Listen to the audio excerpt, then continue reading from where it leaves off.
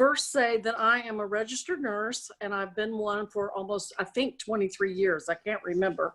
And in February of 2018, where I was working, required us to get a flu shot. And I have always had reactions to it. And it was either get the flu shot, wear a mask, or resign. And I knew I couldn't wear a mask because I'm an asthmatic. And so I said, I'm not going to resign. And so I took that flu shot, and first my eyes dilated within 2 weeks, and then a progression of weight gain. And then February the 8th came, and that was the night that I remember dying. I can remember in my mind, I'm arguing with the other side, and I'm telling them, I said, you know, I'm a good person. I should have had lights. I should have had angels. I should have gone into the tunnel. It should have been just like how all those other people have written about all these years that I've read about. And I'm arguing, why wasn't mine like that? And they never answered me. They didn't answer me. And it was the way they looked at me, and they said, okay, in their minds, you know, mind to mind, okay, we're going to show you. And boom, all of a sudden, I saw where I had been, and I had been in the void. You know, you hear about people talk about the void. And from the void, I remember being lonely and where is everybody? But from the distance in the sand, very, very hot. Well, no, not hot, but dry. I saw a round, huge rock, a boulder, black. And it rolled to me with the sand beneath it. And it stood right at my feet. And it wasn't until another NDE said to me, that sounds like a Dharma wheel. I looked it up, and sure enough, that's what it was. It was a Dharma wheel. And I wasn't a Buddhist, so I don't know anything about this stuff. So anyway, here it stood at my feet. And I looked up at it, and I'm thinking, what in the heck is that? It's just a huge black stone. Well, from that, I was taken, I went instantly into a place where I saw mountains and eruptions. I saw blood coming down a mountain. I saw a lake of blood, and I saw an Asian man, very tall and slender with a straw hat on, and he was stirring the blood. And I looked at him and I said, am I in hell? And he says, oh no. He says, no. He said, this is the cleansing pool, and I am stirring bad thoughts, negative thoughts from people. And I said, really? He said, yes. And I said, well, does it hurt? He says, well, did it? And I said, well, no. He says, well, there you have it. And so with that, I was taken to another place, and I saw the dirt beneath us. And someone took dirt and put it in my hand, and it went through my fingers, and I could see the sparkles of silvers and golds and speckles and bacteria and things that it was just a quantum world that opened up beneath my feet. And I realized we are layered. We are layer upon layer upon layer upon layer of life and living throughout the galaxy. It not just here, it just goes on. It's eternal. I mean, it just goes on and on and on. So when you walk outside, just be aware we are walking on the earth that doesn't even know that we exist. I mean, we're all connected, but it's in its own world. A solar system's billions of them right there, you know, just within my hands. And so they showed this to me, and then from there we went to see the relics of the earth, and I was able to put my hands on the Sumerian tablets and read them. They showed me the pyramid. They took me everywhere on the earth. And then from the earth, I mean, it was phenomenal. I know we went to Peru. I know we went to the pyramids. I know we went to the Samaritan tablets, and I know we went somewhere in Mexico. And so from there, I guess I went back to the cleansing pool, because every time I ascended, I had to be cleansed. So from there, we went on into the outer space area. And I went on to what I would assume is an aircraft, a spacecraft, a UFO or whatever. And I walked into a room that was much like an office room that we see here. And the lights were dim and there was a table.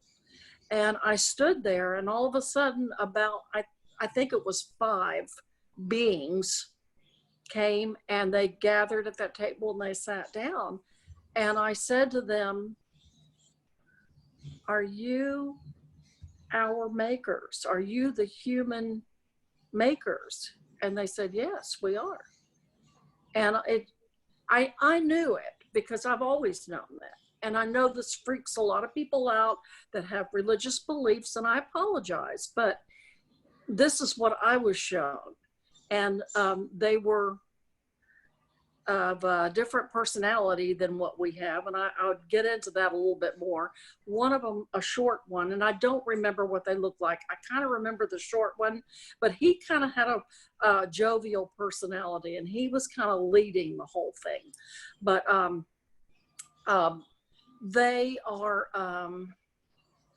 well, for instance, when I was asking them earlier in my experience, why didn't I have a vision like this? Or, you know, why didn't I have the tunnel? Why didn't I have the angel?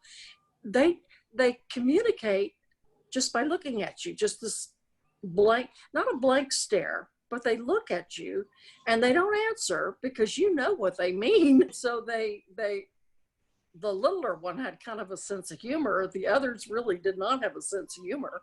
But they said to me, we want you to read this material that we have here. And so they handed me paper instead of letting me look at the computer, but they said it would be easier for me to read paper than looking at their computer.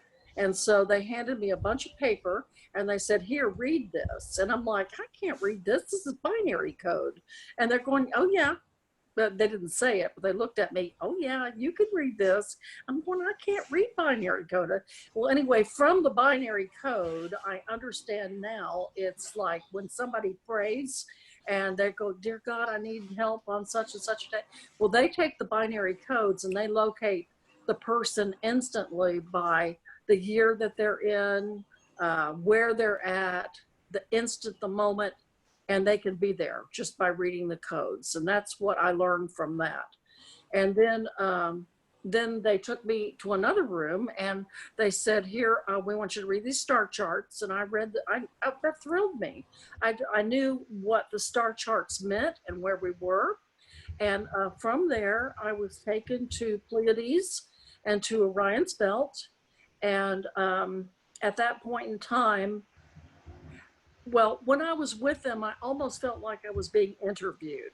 Okay. I thought the whole process was like, okay, what am I being interviewed for? So when that was all over, the questioning and everything, they just kind of opened the back up of the spaceship and they said, "Have fun, go out into the world, into the universe." And that's what I did.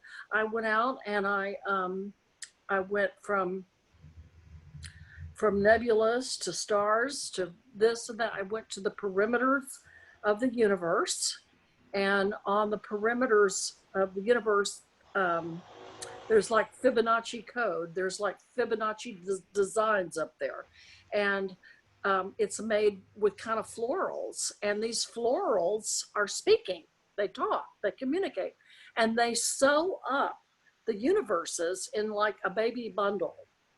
And they said to me, "Well, don't ever try to wander out of here, out of the entire baby bundle." They said, "Because when you do, you'll never come back because no humans have." So that told me there had been other humans that had wandered outside of where I was. So I knew I wasn't the first one to be in this spot. They said, "Never go out there. We don't go with you. You don't go accompanied. So when you go out there, you will never return again." And so, I've always been a big dreamer. and that's where I usually got my messages. But now I'll be in the car and, for instance, I'll be driving down the street and they'll go, okay, we want to teach you something about time. Okay. And I'm like driving and I'm going, well, I need to write this down. No, you'll remember it. Just remember what we're telling you about time. Because one of the things they kept telling me in my NDE was, I kept asking, where's my mother and my father and the people who've died before me? Where are those people? And they said, what is your hurry? You've got eternity. Well, I'm kind of thinking eternity, that's a long time. I mean, that could be forever. And they said, what is your hurry? You have eternity. And so when I'm driving down the street and they start saying, okay, we're going to teach you about eternity. Okay, well, what is eternity here on earth? Well, it's the 8 sitting sideways and it goes on forever and ever. Well, they'll say, if you get taken off of Earth's atmosphere, okay, and you get up a little ways, you no longer have that time. Because Earth, there's not an eternity outside Earth. It's momentary. It's instantaneous. And so it's like a wowed, oh, never thought about that. Little things like that couldn't have come from me. I asked them initially about, well, how come I don't remember things, or what? And they said to me, okay, about memories. They gave me a mathematical equation actually, and they said, on Earth, okay, in order to have memories, one must have oxygen. You cannot have a memory without oxygen because Earth works with oxygen, okay? So if you don't have memories, it's Earth time plus oxygen equals memories. So how in the world would I go around, that's way above me, so it's little things like that is like amazing, how, and that makes so much sense.